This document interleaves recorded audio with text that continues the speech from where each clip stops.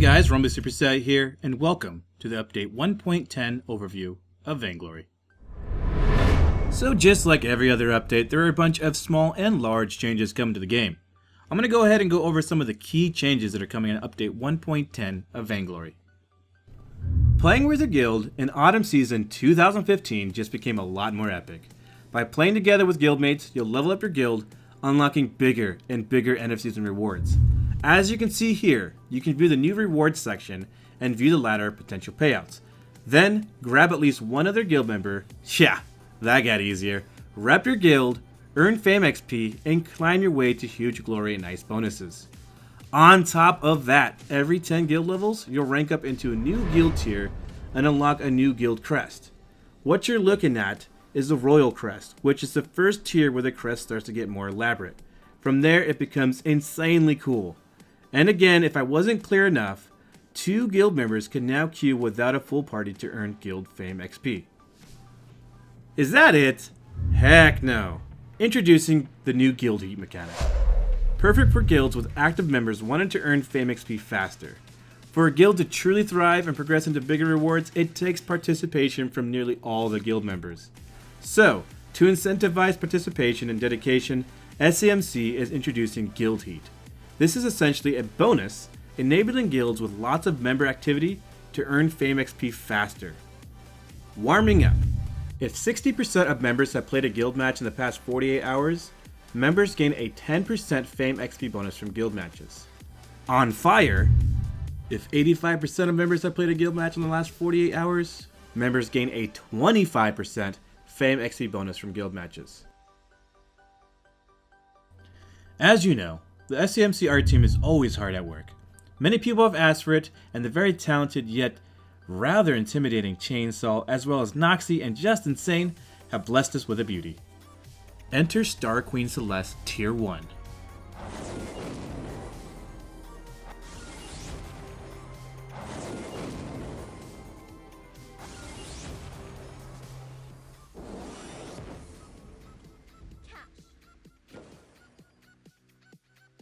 Just like every other update, there are a bunch of hero balance changes. The first hero I want to talk about is Petal, Munion's heroic perk. Petal now uses an alternate energy system that represents the number of seed charges she has. This will remove her energy dependency and make the seeds the focal resource for Petal. Because of this, SAMC did have to change how the Munions were interacting with enemy heroes, lane minions, and jungle monsters. Killing Petal's Munions no longer grant experience. Munions now have 4 to 9 ticks of health. Munions regenerate health when out of combat, and Munions no longer steal last hits when Petal has an Iron Guard contract. Spontaneous combustion. Alright guys, this is where Petal gets the most bang for her buck, pun intended. They did reduce the cooldown to 70 seconds across the board. They also reduced the damage slightly. It's not by too much, it still does ample damage. But the big thing is, enemies in the explosion raiders are slowed by 30% for 3.5 seconds. No longer can enemies just boot away and avoid those consecutive explosions as easy as they used to. Now, the next biggest thing, on top of the explosions, nearby allies in a larger radius are also healed for a chunk of health, plus 25% CP ratios, and of course, Munions are invincible during the ultimate.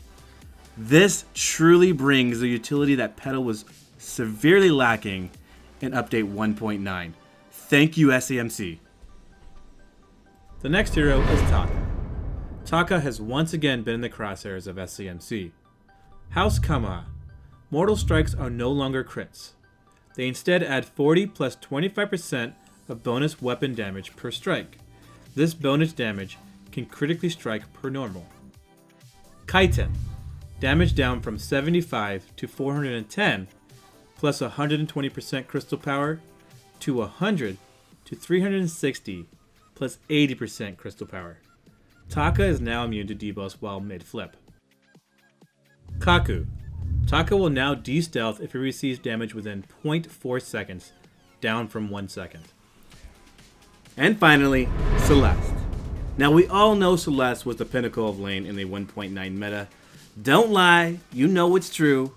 And because of that, they did address a few things. So, the Heliogenesis cooldown has been increased from 3 to 1 second to now 3 to 1.4 seconds. Here's the kicker. They reduced the damage of the star by 25%. But in the right hand, she can still do a ton of damage.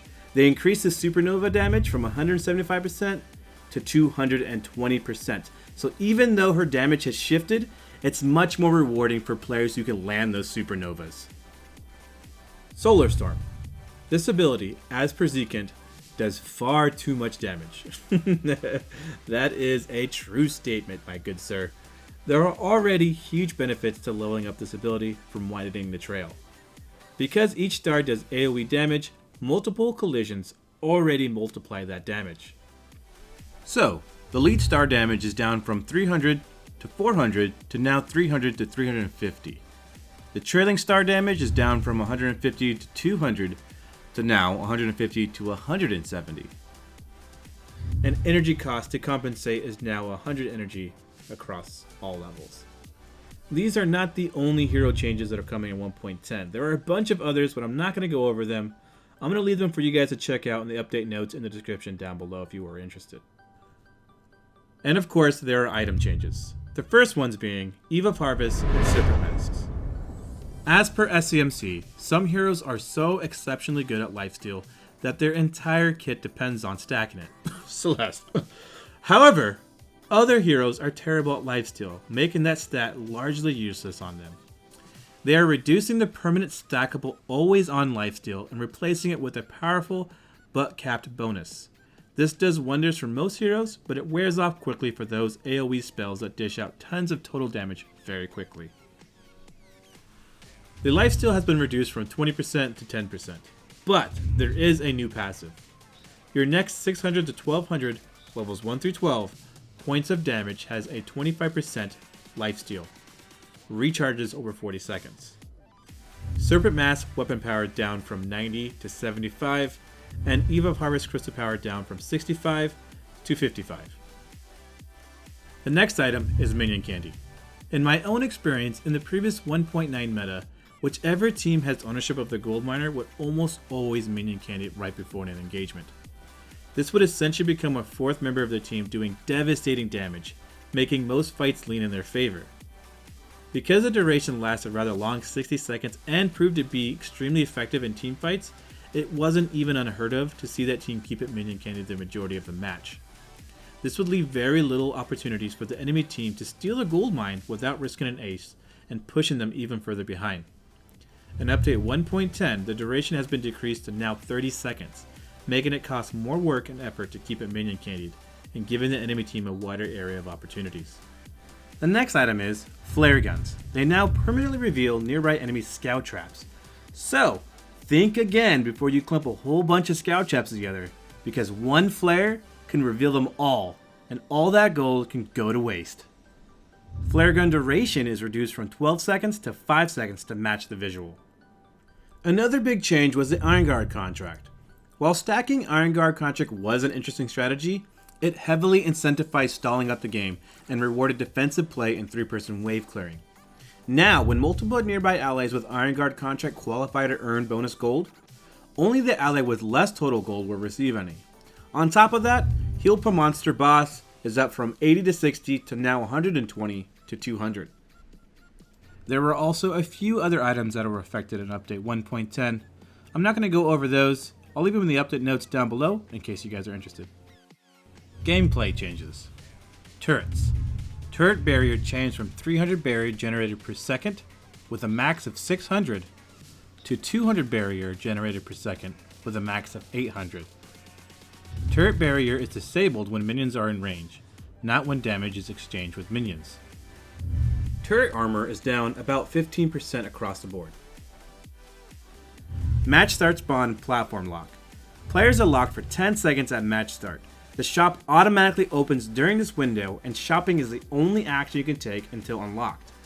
Players then gain a massive speed boost the first time they leave the spawn platform. Do not worry, guys. Even though there's an additional shopping time of 10 seconds, which you cannot leave that platform, that speed boost is so freaking strong that you will still reach the near-side jungle camps at exactly the same time as before, despite the shopping time.